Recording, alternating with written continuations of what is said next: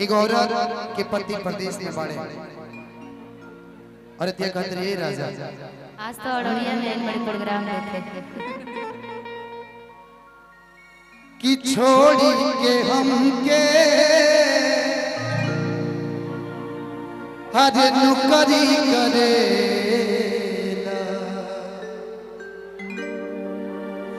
कतना रुपैया पावेला।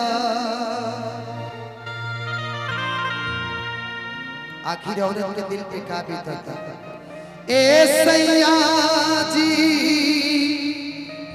ए राजा जी। बोलिए राजा जी कितना दुख में बाड़ू तू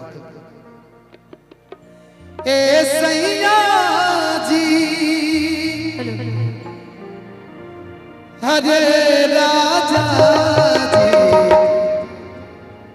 जी जी दुख में से याद बहुत दुख में से पड़ते नहीं पति भी होते हैं।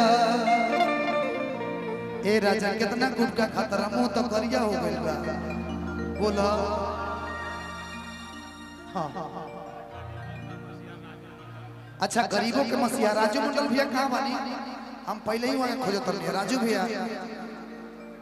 पिछला बार माफी चाहता नहीं जौना खातिर हुआ बोलनी हमने राजू भैया की तरफ से पैरा से पुरस्कार गरीबों के मसीहा राजू मंडल भैया कि छोड़ी के हम के नौकरी करे छोड़ी के हम के नौकरी करे कितना रुपैया पावेला। ए सैया जी ए राजा जी ए सैया जी ए राजा जी बहुत तुम्हारे ओ याद बहुत तुम्हारे।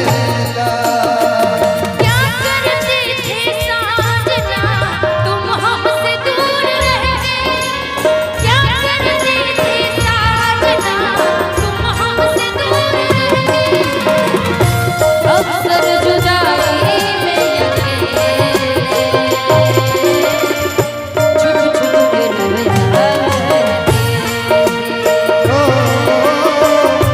छुप छुप के नज़र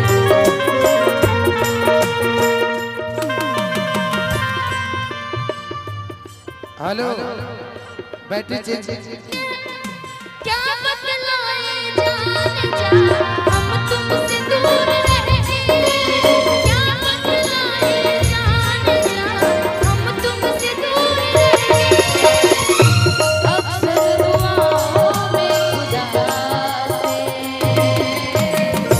तुझको ही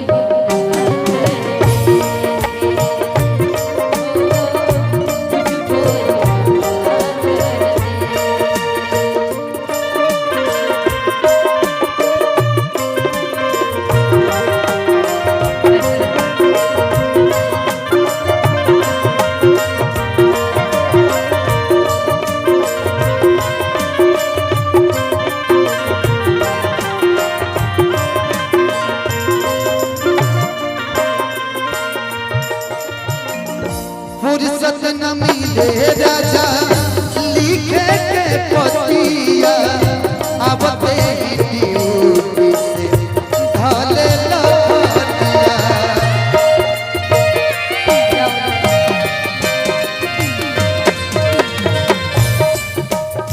सुनो आप घर क्यों व्यस्त हैं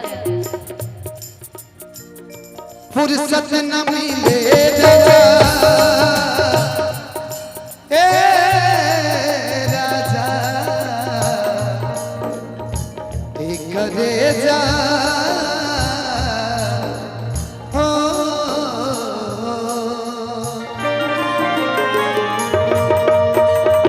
फुर्सत न मिले राजा लिखे के पतिया अब तेरी नौकरी से ढले लौटिया।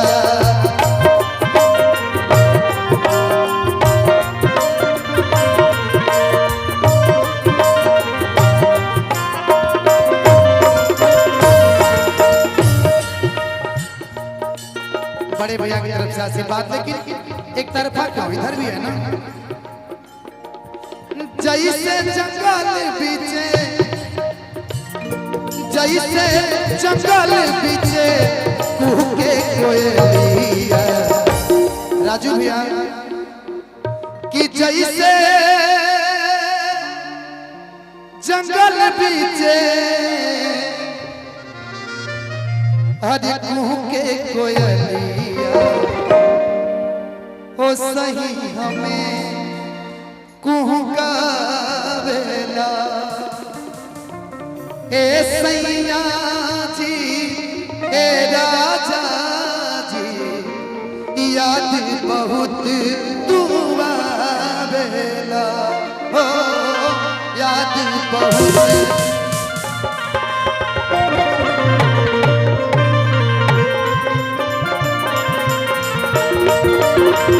याद बहुत तू आवेला, याद बहुत तू आवेला।